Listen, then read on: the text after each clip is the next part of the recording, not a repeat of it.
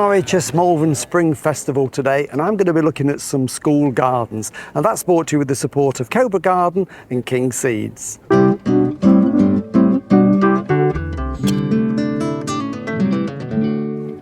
Hello and welcome to Pots Trowels. Well, we're at the RHS Malvern Spring Festival today, which is the first big RHS show of the season. It's got everything the gardener could need. We've got the floral marquee, we've got some wonderful show gardens, lots of outdoor stands, and the show gardens behind us are for schools. And this is a school gardening competition that's been running now for a number of years. I think there are 11 gardens this year. And what we're going to do is catch up with Chris Collins. He's a horticulturist and a broadcaster, and he's been involved in this competition for a number of years.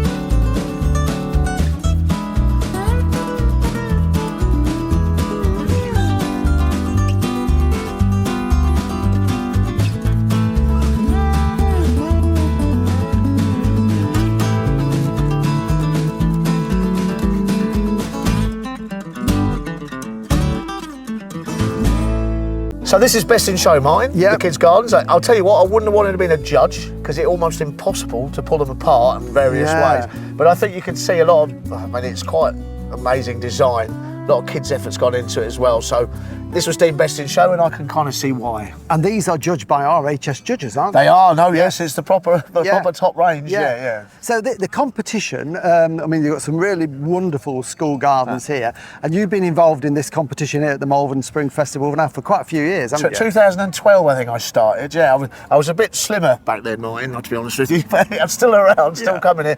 And I'm a school champion, so what I do is I come along, I do workshops with them, so I'll do that in the autumn. We'll choose a theme, I'll kind of base it around that theme, but really I don't deserve any credit because they kind of go away then and they do the designs, and it's very much a big combination of adults and children together, and then they come back with a design and then we get on with the build. So a lot of the details you see in here have been done over the winter or over the into the spring in classes, with art classes or DTI classes, and so that's work's gone on all the way through the winter before it gets to this stage. So then they bring it all in and put it all together, and it's quite amazing, and it's all hands-on. It's not, all the kids are here, they're all getting muddy, they're all getting stuck in. So it's a kind of real big team effort, and I think that's probably what I love about it. Yeah, and the kids will love that. And do you get to see the designs after you've done your workshop, they've gone away and thought about it? Do you get to see the plans of what we do? It all comes to Jane Unwin, who I work with, who kind of runs the whole game. Bless her, she's great. So we go away, do the workshop, then all the designs come to us, and we look at them and we make sure that it's okay and they're on the right track, etc. And then it goes on from there. Yeah. So it's a very much more than the 3 county schools. It's, to me, it feels like a big team operation, and that's probably what I like about it the most. Yeah, it's a great thing, and I would imagine the schools just come back year after year. Well, I know Breedon, which is on the end, one of them is here every year without fail. something, and then Lucy's starting to come every year. They are here. Sometimes they skip a year, but there is that community feeling for it. And I will say this in all honesty, I deal with lots of school gardens in lots of different scenarios. I work with corporations, I work with RHS sometimes at Tatton or whatever, and no one does it better than Malvern. I think they're kind of versed in it, and I'm maybe a little bit biased because obviously I come here every year.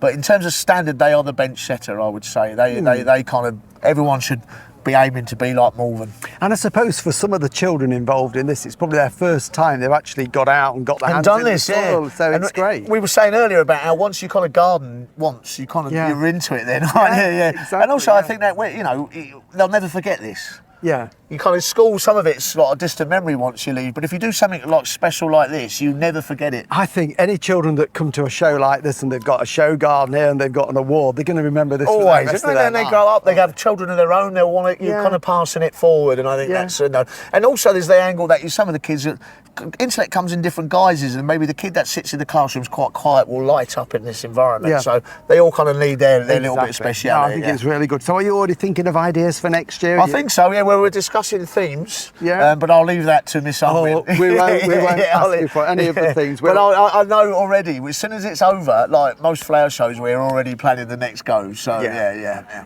Brilliant. Yeah, well done to Bromsgrove. It's amazing what they've done, yes. And they're all fantastic, they really are. They really are, I think it's great that you help them as well. Yeah, I enjoy it very much,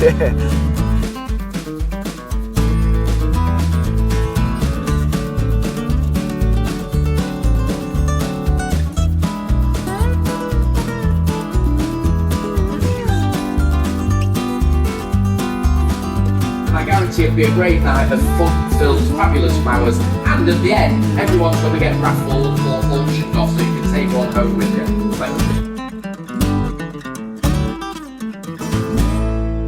Well, thank you for watching Pots and Trowels, and I hope you've enjoyed this little tour around the school gardens. They really are fantastic. We'll be back again next week in the garden, so we'll see you then. Bye.